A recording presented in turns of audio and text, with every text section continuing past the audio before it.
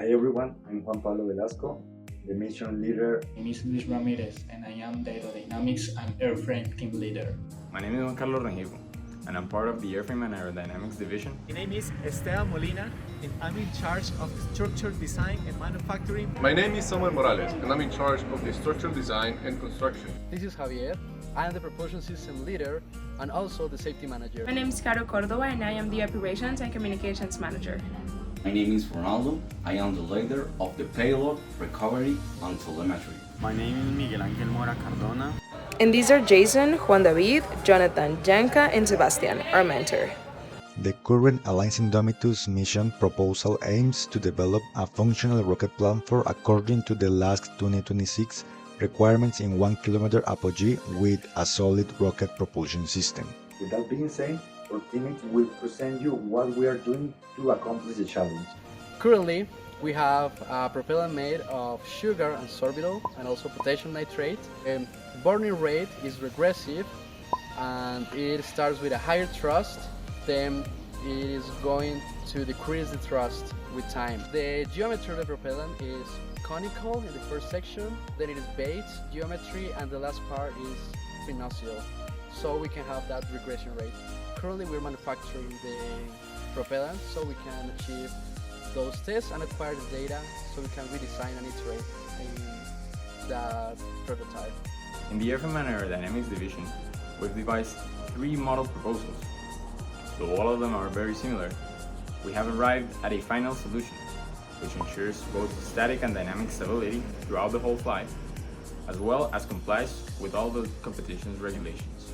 Through simulations using the Open Rocket software, we have achieved a desired dynamic response in the conditions we tested, as well as an apogee of 1000 meters, which is our goal. Our goal now is to translate all the simulations we've done into a Python script using the RocketPy library. We've worked closely with our colleagues from propulsion and manufacturing to ensure both that we have a realistic simulation of the rocket's motor, as well as ensuring that all our parts can be manufactured easily and complying with all the regulations. The rocket structure consists of 3 primary models: the fin can, which houses the motor and fins, the interstage, and the payload and recovery section.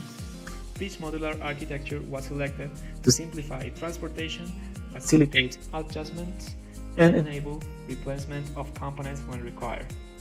The modules are connected using internal couples, providing accurate alignment, reliable load transfer, and straightforward integration. The airframe is fabricated using a combination of braided carbon fiber and epoxy resin. For the fins, we use 2 layers of carbon fiber with a middle layer of fiberglass, which reduces flutter. To improve laminate quality and manufacturing consistency, we use a rotational curing system for cylindrical parts and compressed flat surfaces for our carbon fiber plates. For the competition, we use a single deployment system at the apogee. We have 3 altimeters. The first is X-timer quasar. Altus telemetron is a secondary, and Joylogit altimeter 2 is a backup. We chose this setup for high safety and to avoid errors on the activation and measurement. For the active payload, we take time real data measures like acceleration and coordinates and positions using sensors and setting data by radio frequency. Visualization in Python interface. Finally, here is the diagram of the mechanism. It uses the electronic machete to the push and noise count on the open the parachute with are ready for a ground test.